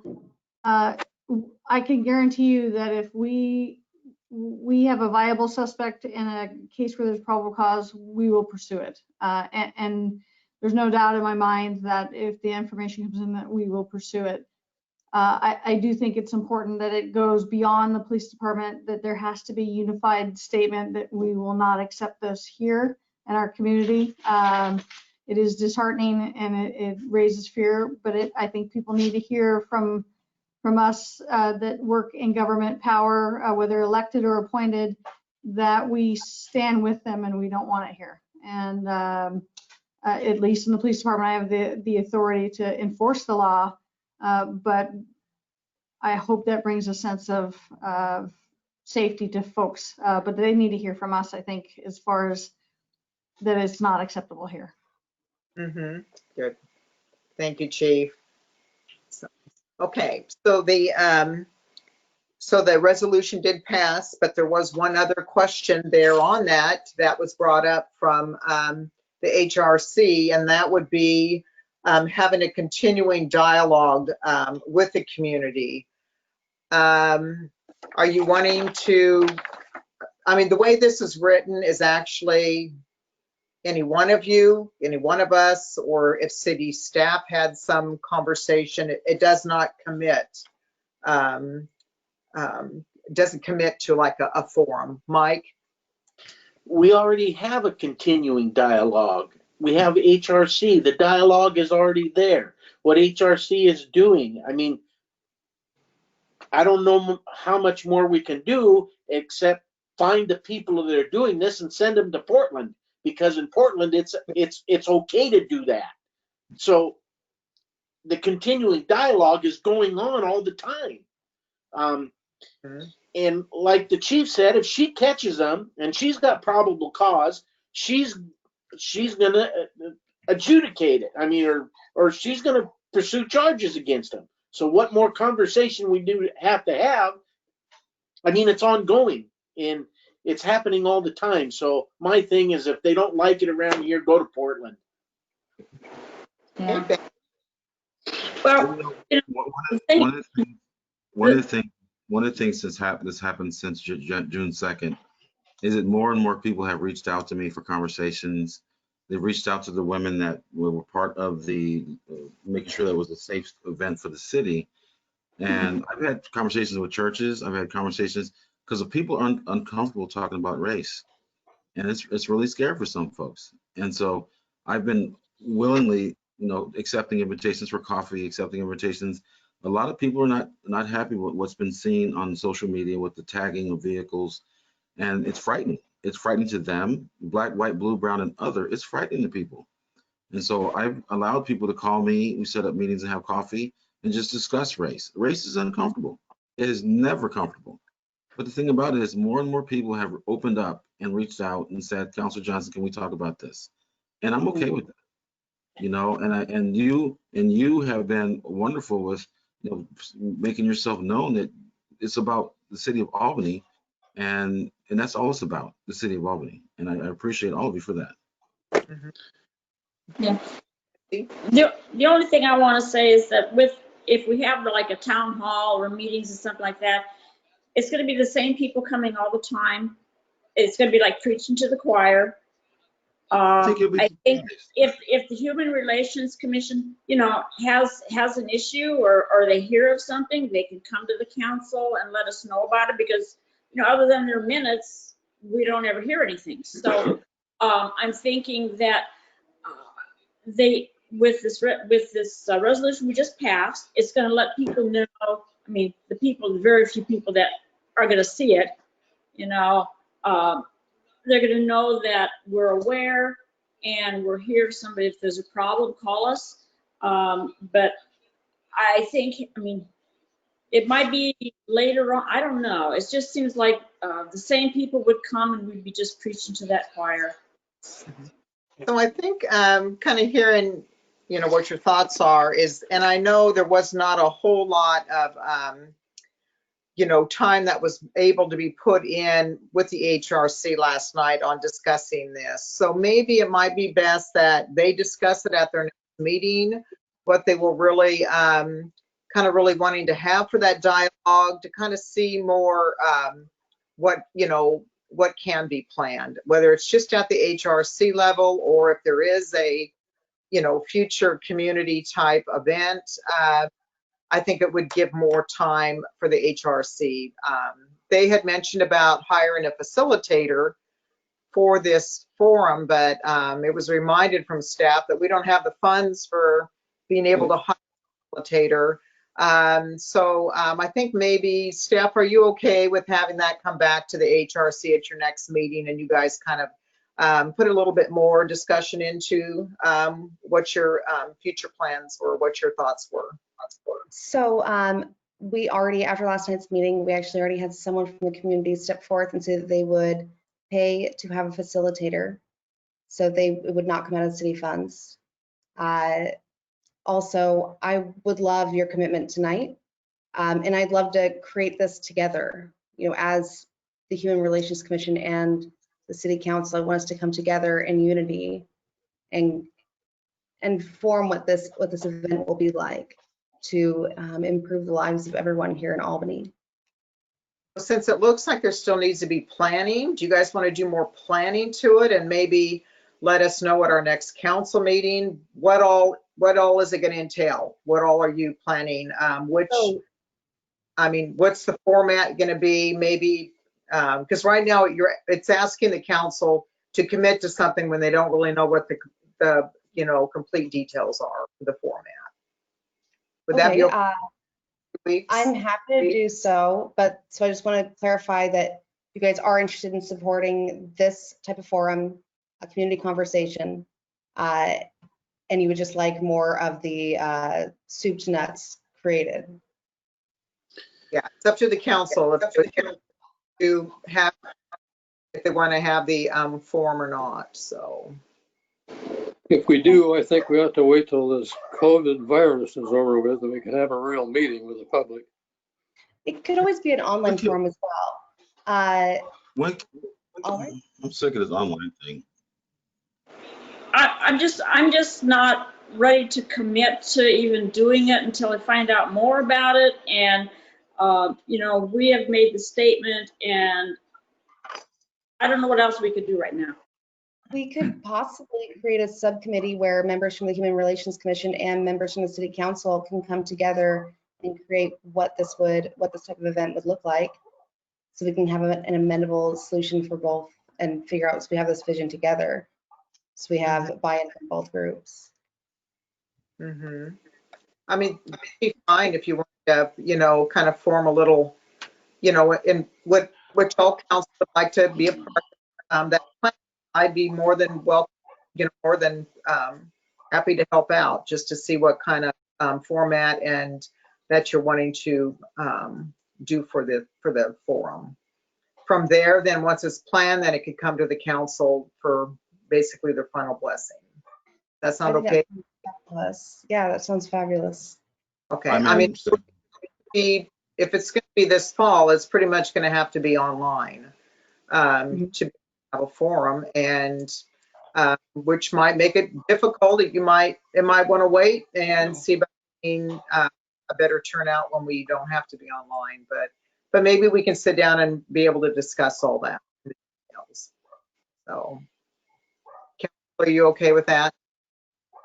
Sure. Yeah. So, okay, all right. Thank you, staff. Okay, that was it that I had. And Peter, we're still under business from the council. Peter, did you have anything? Yes, Mayor. The only thing I have, you at this hour, you'll be happy to hear that we don't need our executive session. Okay. Okay. What? You made my evening. Okay. All right. Not at all. Okay. Thank you. Yeah. Okay. So any other staff? They're kind of spread out on my screen here. Any other staff need to bring anything forward? Oh, okay. Not seeing anyone. With that, then our next meeting is going to be regular session would be September 9th and a work session September 21st and regular meeting is September 23rd for next month. And because we've got a holiday that's taking place for Labor Day weekend. So everybody have a great holiday. What is that? Let me see. What's that? What is Labor Day? It's late this year. Oh. Okay, anything else? With that, we're adjourned. So thank you, folks. There